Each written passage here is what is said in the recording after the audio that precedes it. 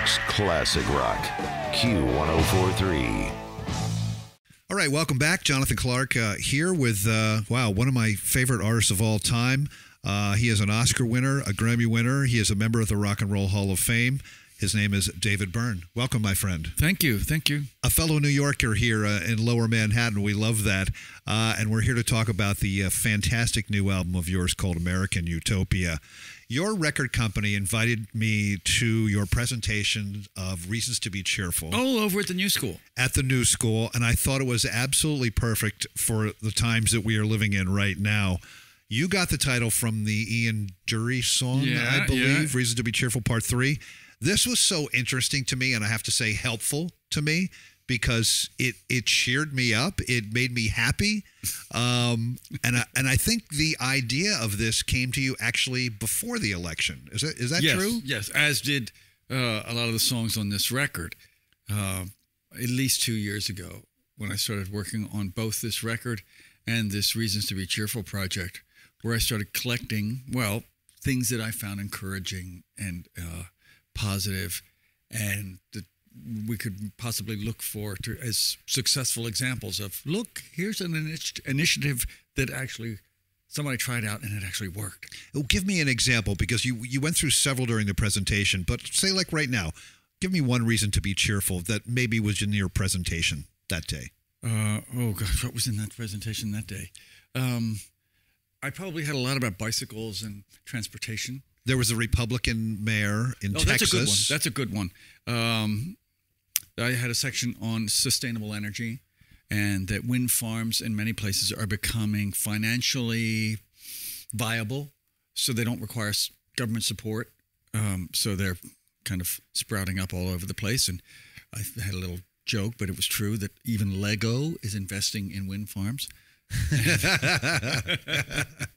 And that's interesting, because here we are, this guy, he's a mayor in a town in Texas, predominantly, you might want to call it a red state. Yes. And oil country. Oil country. He's a Republican mayor, and he did the research. He did the math, looking forward over kind of a certain amount of time, took the long view and said, no, the renewable, sustainable energy is going to be cheaper for my constituents, for my town, than sticking with fossil fuels. Yeah, he was just like a numbers guy. He's like, this makes more sense than... Yes, why wouldn't I do this? Yeah, exactly. And other Republicans and other people were kind of shocked to see that a Republican would do that, because they're supposed to not think things through that way. Right. But I thought, this is very encouraging. Yeah. That whether it's a Republican, Democrat, or whatever, that people are not, they don't have to be stuck in their kind of partisan thinking. Right. You've done so many different things outside of, say, just making an album and touring over the years. You've written many books, op-ed pieces, operas, musicals, films, photos. One thing that always stood out to me, and you did this a few years ago, you took a sort of old ferry terminal and you turned that into a musical instrument. Yes. Now, I'm wondering, was the inspiration, because I've played in bands, I would like hit things and stuff like that and try and get sounds out of it and things like that. There are all these stories of these classic albums where somebody's recorded something and you thought it was a drum, but it was really somebody hitting their leg or something that. Did that sort of come from that, or that place? In a way, yes. As musicians, we realize that you can get sounds out of all sorts of things that are laying around the house. The plumbing or the furniture or whatever it might be. Or like your radiators back there. Those are so great. I love that. Do you have those? They make the sound. They sure do. I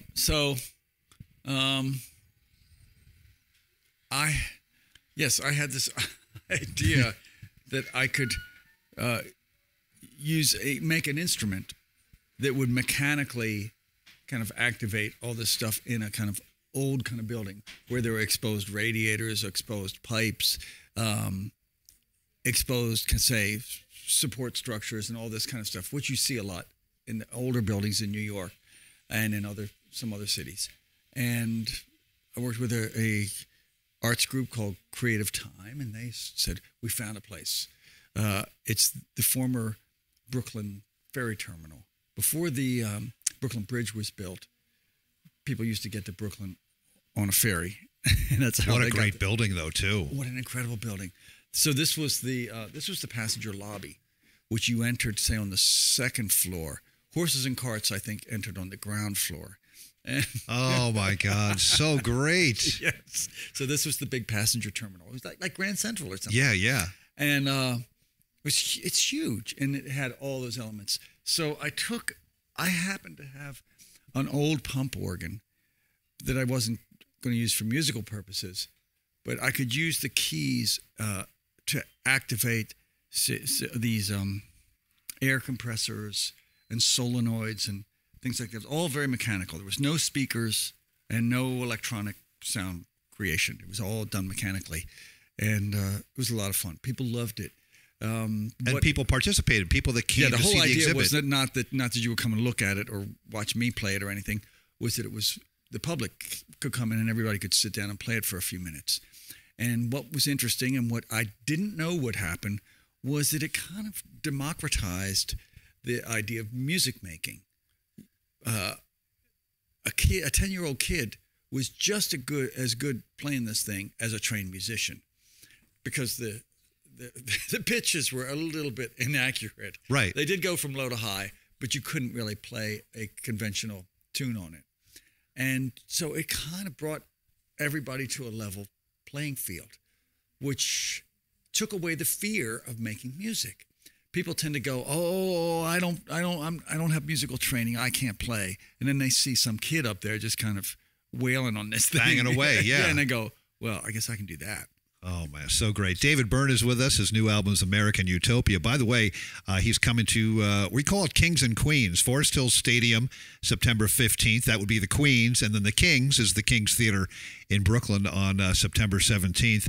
One other thing I want to touch on, I want to get into this new album, Choir, which was a tribute to David Bowie. You did this back in January. And what I want to know is, like, you had all these people in a room. Who are these people that were singing the choruses and the bridges and things like that? And how long did they rehearse before you sang David Bowie's Heroes with them? Oh, okay. This is online. It's on davidbyrne.com. Yeah, I think. And it's a group called Choir. They're based out of Toronto, and I'd seen some of their online events that they'd done before. And what they do is that they assemble a couple hundred strangers in some location, sometimes at the lobby of a building or whatever. They teach them. It's a song that the participants know, but they teach them the harmony parts, kind of oohs and ahs, and the bridge, and in this section you do this, in this section you do that, and they rehearse them for about 45 minutes an hour. Okay, not that long. Not that long. Kind of amazing how fast they do it. They crack the whip. And they do it pretty seriously. Well, they have good instructors there with, like, teaching them the lines, right? Yes, they have good instructors. Yeah. If you're in the audience, I asked people who were there, I said, "How did you feel? How did that feel to you?" And they said, "At first I was really worried because I'm not really a trained singer. But then there'd be a couple people away because everybody's just standing in a big clump." They said there was somebody there who was, like, obviously really knew how to read music and really knew everything. And I just followed them. Anyway, they're in tune. They're in key, too. They're really good. It's just amazing. So they invited me. It's just the two of them who lead a bunch of strangers singing a song that everybody knows. Like 100 people, right? At least 100. This was more like 200. And they invited me to be the singer. Normally they don't invite whatever we want to call it, name singers, but occasionally they do. And since I'd seen them online, I, just like you, I wanted to know, how do they do this? How do they get this to sound so good so quickly? And they haven't picked these people. It's not like they've auditioned them and gone, right, "Oh, you're a good singer, you're in." No, they'll take anybody who shows up. I want to be involved in the next one. That sounds like so much fun. So David Bowie, which leads me to your good friend and collaborator, Brian Eno, who you worked with a lot on this new album. And I read that you and Eno had come up with some drum tracks. You decided to work with those musically and lyrically. Then you got some other people involved to contribute. And then this one guy, Mattis With, I believe, he is 28 years old. He actually had the gumption to say to you and Brian Eno that, no, these aren't finished yet. You need to do something. Well, he suggested, he said, I think you can take these songs, these arrangements a little further than where they are. He wasn't really critical, but he said, I think, why don't you try taking it further? And he had the idea of bringing in all these young collaborators, a lot of electronic people. And I said, sure, why not? I have nothing to lose. If it doesn't work out, then I've stopped. On to the next one. On to the next. Well, I'll leave it where it is. But I thought it was working pretty well. So we continued, which the recording shifted direction a little bit, but they're exactly the same songs, same words, everything like that. But the arrangements tended to change. They maybe got a little more space. They became a little sparser. Yeah, and you have said that the American Utopia, the new album, portrays the state of the country, who we are and who we hope to be. But this is not really your Trump album, right? No. It was. I started writing this stuff about 2 years ago. The country was already in a pretty divisive state, not just this country, but other countries around the world. So I viewed the Trump election and the Trump phenomena as kind of a symptom of other kind of trends and things, concerns and worries and anxieties that are being manifested in this country and in other countries all over the world. And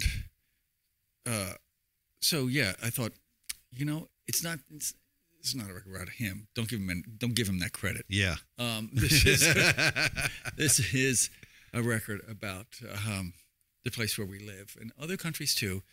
Our concerns and what we hope for and how we view ourselves. Would you say the country is as divided now as it was, say, during the Vietnam era?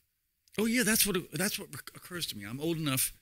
I was in high school during kind of the height of Vietnam protests and things like that. This would be late 60s. It was very divisive in a different way because it was a war that was dividing everyone. But the government, it was still it was kind of like the government versus the people in some ways. Right. Kids were not speaking to their parents, and schools were kind of being divided. But it was really very much the country divided. Yeah, family members not talking to each other because they disagreed over whatever. Yeah, a lot of times the war. And you wondered, how is this ever going to heal? Well, eventually it kind of did. Yeah. And so this too shall pass. And the today equivalent of that is they unfriend you on Facebook. If you say something that they don't agree with, they unfriend you. I saw you on Stephen Colbert last week. How many people are in your current band? Is it 12? It's 12, including me. Wow. That's a lot. That all in gray suits, bare feet, and they were all totally mobile. I think, in fact, some of the band members had to get their suits altered so they could have instrument holders on their suits. They have harnesses. They have harnesses. They have harnesses. They have,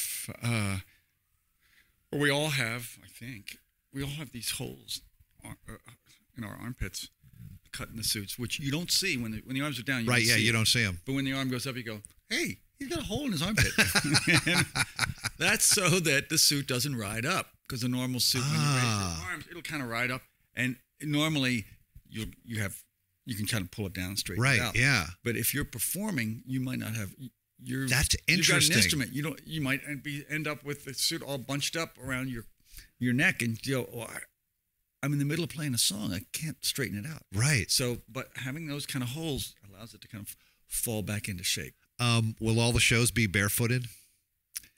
That could be dangerous in some theaters. Dangerous in some theaters, but in many cases, we're traveling with our own kind of gray, kind of rubbery floor. Oh, okay. So it's comfortable. When we can, we roll that out. And it's totally fine.